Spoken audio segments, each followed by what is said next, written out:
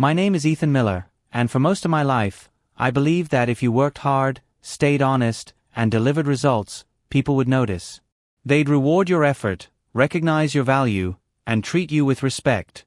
But in the world of corporate politics, hard work doesn't always get noticed, unless someone else decides to take it. I'd been with Hale and Barrington Consulting for nearly 6 years when everything happened.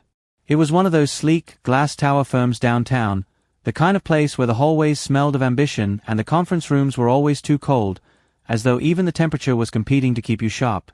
I started as a junior analyst straight out of grad school, hungry and eager to prove myself. And prove myself I did. I picked up the projects no one wanted. I stayed late when everyone else went home. I ran numbers until my eyes burned, triple-checking reports because I knew the smallest mistake could be magnified tenfold in front of a client. Over time, I became the guy people trusted with the impossible tasks. The one who could pull an all-nighter and still deliver a flawless presentation at 9 a.m. I didn't complain. I told myself it was all part of paying my dues. But while I was climbing the invisible mountain of effort, there was someone else standing at the top, arms raised in victory, someone who had barely lifted a finger. Richard Hale. My boss. If ambition had a face, Richard's would be the one on the magazine cover. Tall, tailored, and smooth-talking, he had the kind of presence that filled a room the second he walked in. His voice carried, his smile charmed, and his words, though often empty, always seemed to hit the right notes. On the surface, he was everything a corporate leader should be. Beneath it, he was hollow. Richard wasn't a worker. He was a collector. He collected credit, accolades, recognition, all built on the backs of the people beneath him. Especially me. At first, I didn't mind. That's the way the corporate ladder worked, right? The boss takes some credit because they oversee the project. Fine. But Richard took more than some. He took everything.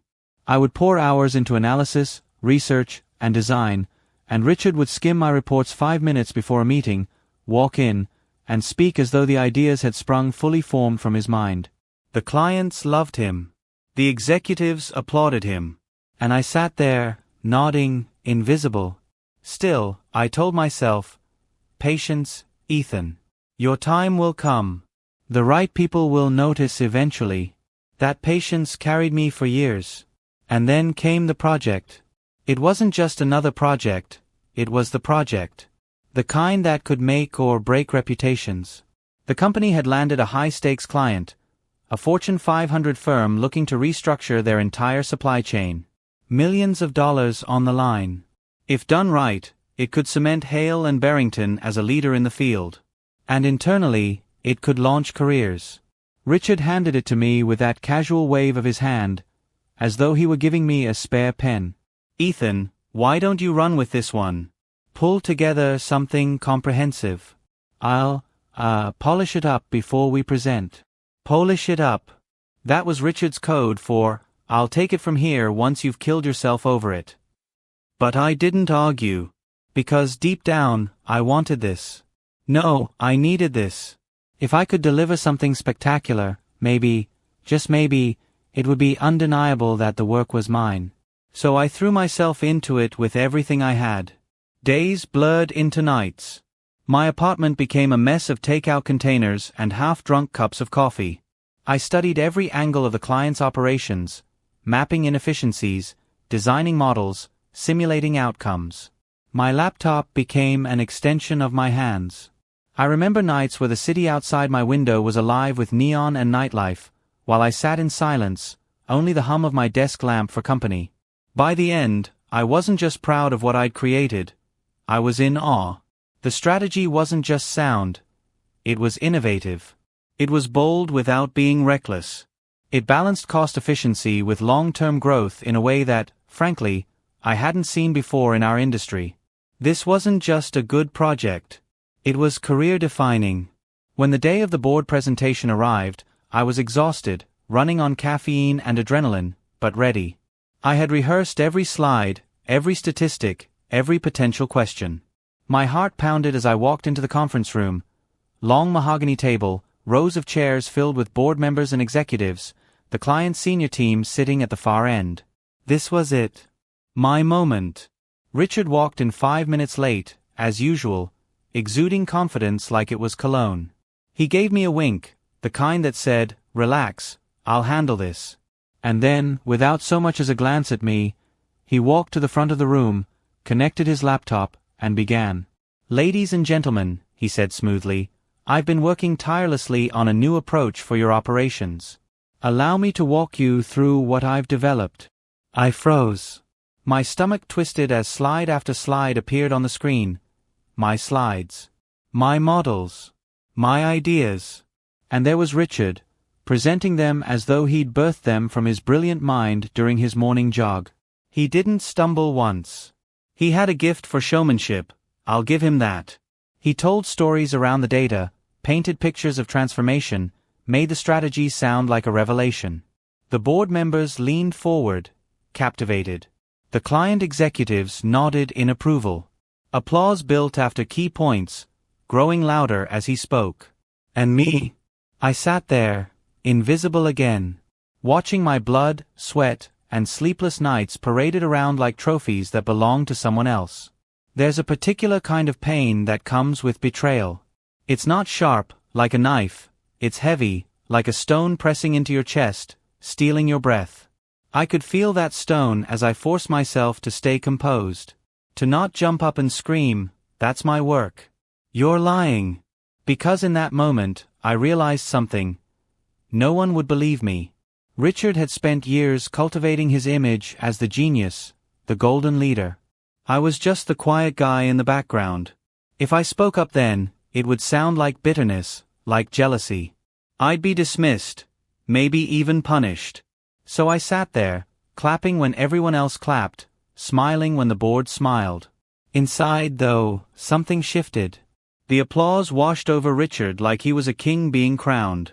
But in that sound, I heard something else. Not their approval. Not their praise. I heard the strike of a match. A spark.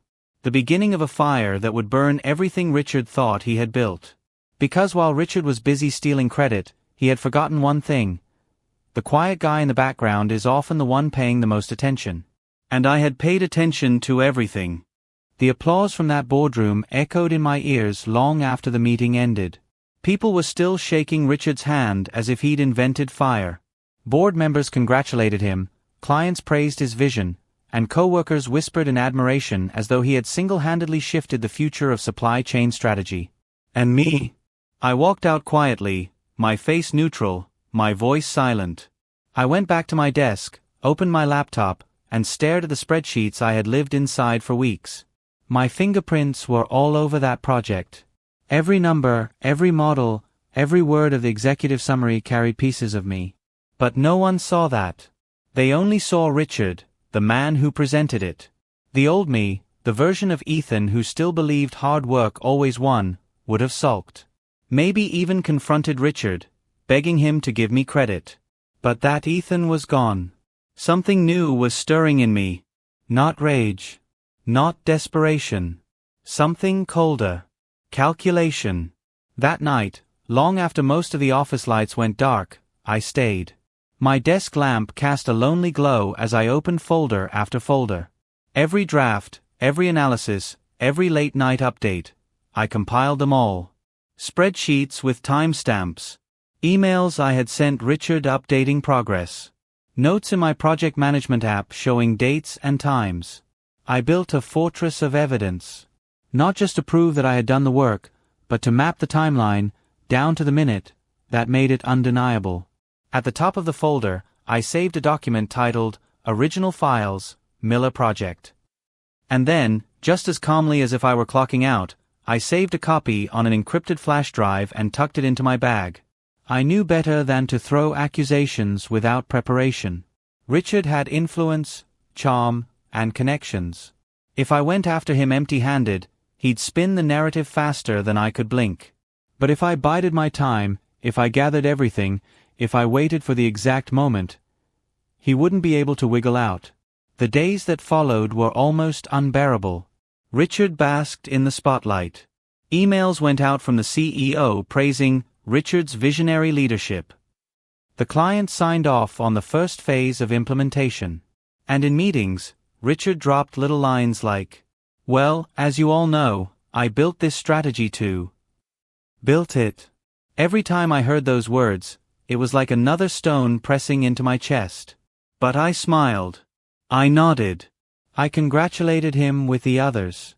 If Richard noticed the quietness behind my eyes, he didn't care. He was drunk on recognition, floating on his own myth. And in that haze of arrogance, he made mistakes. He stopped paying attention to the details.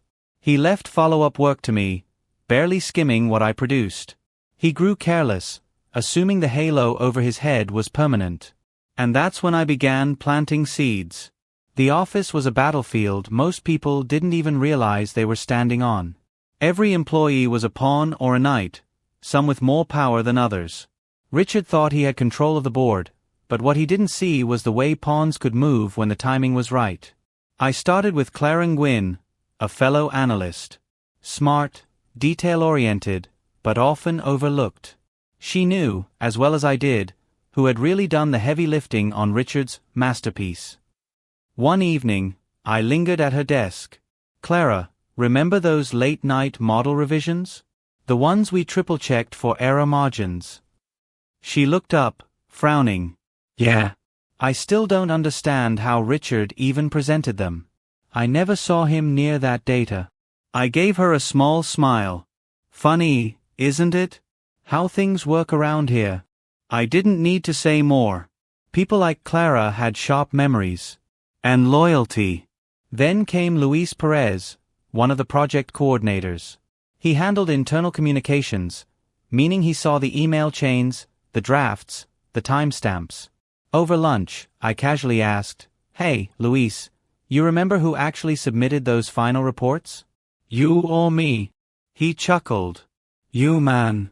Richard barely touched them. I don't think he even opened the attachments. I logged his words in my mental archive. Another witness. Another piece of the puzzle. I didn't recruit them openly. I didn't whisper conspiracies in corners. I simply reminded people of what they already knew. Richard was a fraud, and I was the quiet hand steering the ship. By the end of that month, I had enough. I drafted a message. Not long, not emotional. Just precise.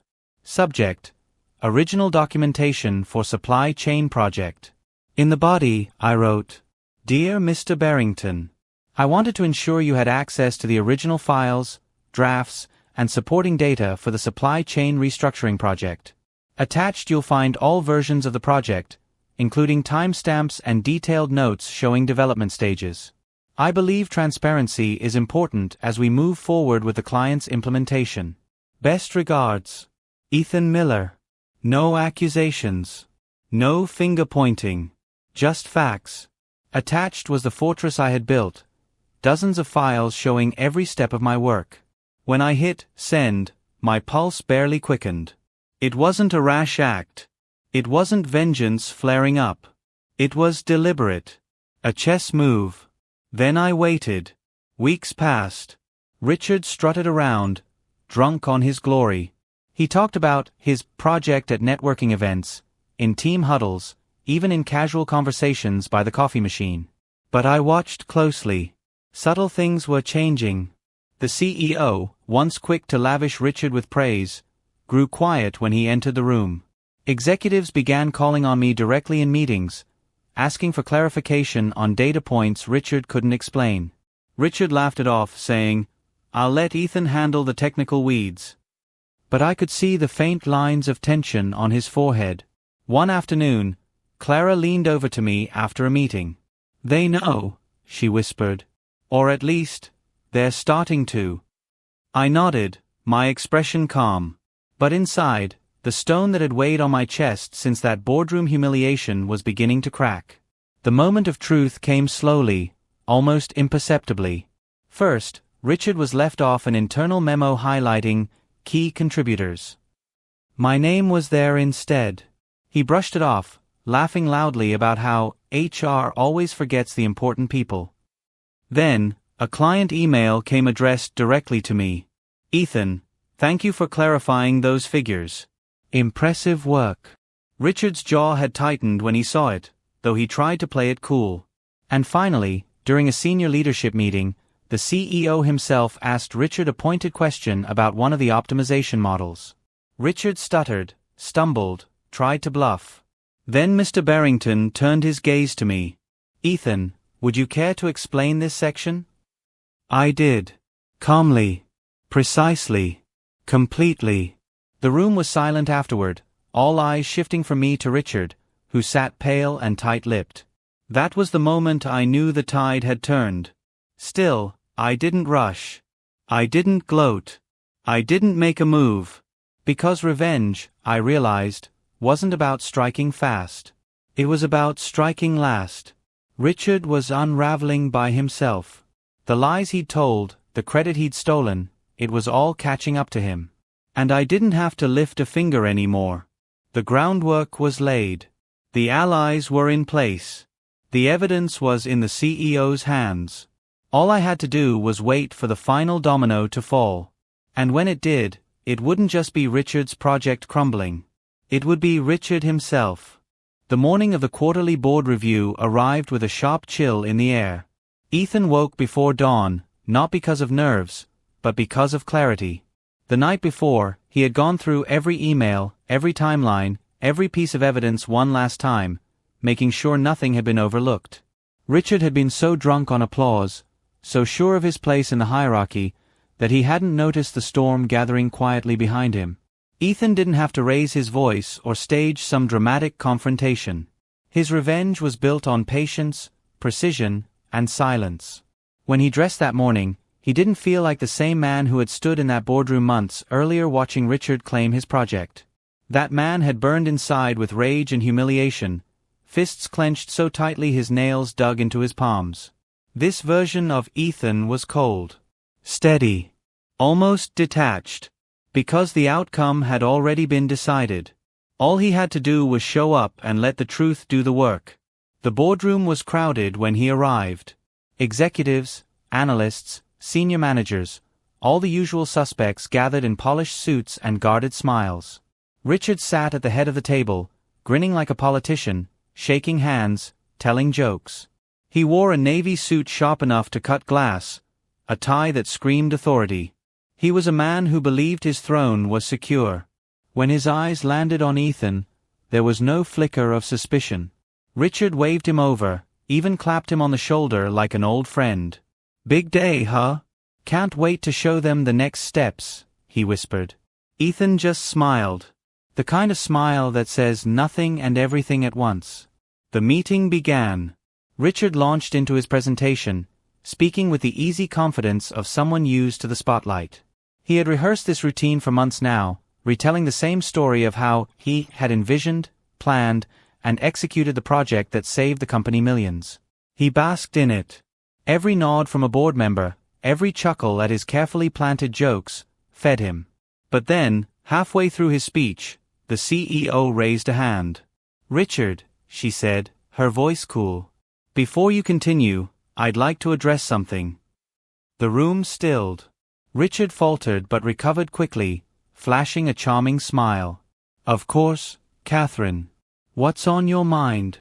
The CEO didn't smile back. Instead, she glanced at Ethan, then at the rest of the board. "Over the past quarter, I've received several detailed communications regarding the origins of this project. Very thorough. Very well documented. And I think it's time we all take a closer look." Ethan felt the ripple of tension move through the room. Richard's smile froze, just for a second, before he forced it back into place. "I'm not sure I follow," he said carefully. Catherine pressed a button, and the screen behind him flickered. Up came a timeline, the real timeline, marked with drafts, designs, and emails. Ethan's name was on every document. His digital signature marked every milestone. And at the bottom of each email chain, every time, was Richard's reply. "Looks good. Proceed." One by one, the slides told a story that couldn't be denied. The project hadn't been Richard's brainchild. It hadn't been his late nights, his spreadsheets, his breakthrough design. It had been Ethan's. From start to finish. The board members leaned forward, whispering. Some frowned. Others stared openly at Richard. Catherine didn't stop there. Additionally, she continued, her tone sharp, we've discovered a pattern.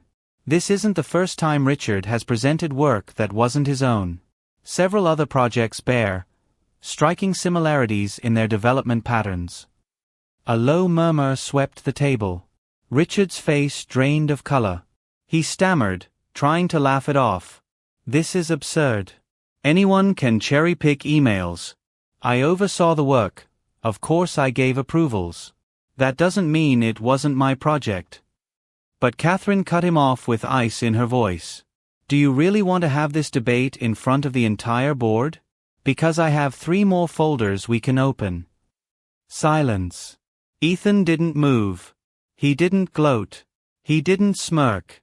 He sat there calmly, hands folded, watching Richard's empire collapse on itself. One of the board members finally spoke.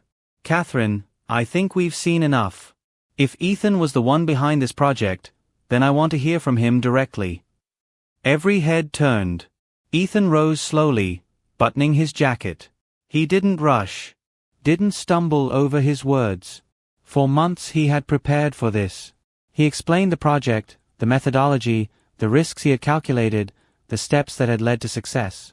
He spoke plainly, without theatrics, but with the quiet confidence of someone who knew his worth. By the time he finished, the difference was stark. Richard looked small, petty, like a child who had been caught with his hand in the cookie jar. The CEO let the silence linger before delivering the final blow. Richard, you've embarrassed yourself. You've embarrassed this company. Effective immediately, you're relieved of your position. The sound of it hit like a gavel in a courtroom. Final. Unarguable. Richard sputtered, tried to protest, but no one listened. Security came to escort him out. He left red-faced, muttering threats under his breath, but it didn't matter anymore. His reign was over. And in his absence, the chair at the head of the table didn't stay empty for long. Ethan, Catherine said, her eyes steady on him. You've proven not only your talent but your integrity. I want you to take Richard's place as head of this division. Gasps. Applause. And then, silence again. The kind of silence that follows a decision everyone knows will change everything. Ethan didn't smile, not fully. He gave a small nod, humble, almost restrained. Because this wasn't about glory. This was about justice. That night, when Ethan sat alone in his new office, Richard's old office, he looked out over the city skyline. The leather chair beneath him, the polished desk, the quiet hum of respect that would follow his name from now on, none of it had been handed to him. He had taken it. Not with lies, not with shortcuts, but with patience and truth. And that was the real revenge. Not the public humiliation. Not the stolen applause returned to its rightful owner.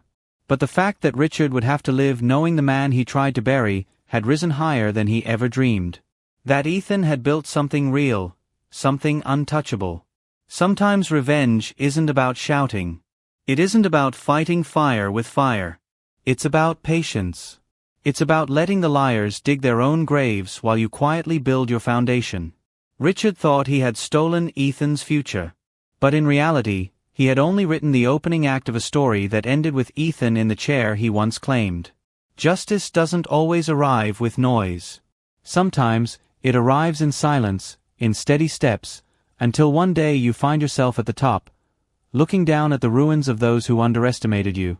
And that's what Ethan understood better than anyone. True power isn't taken with applause. It's taken with time.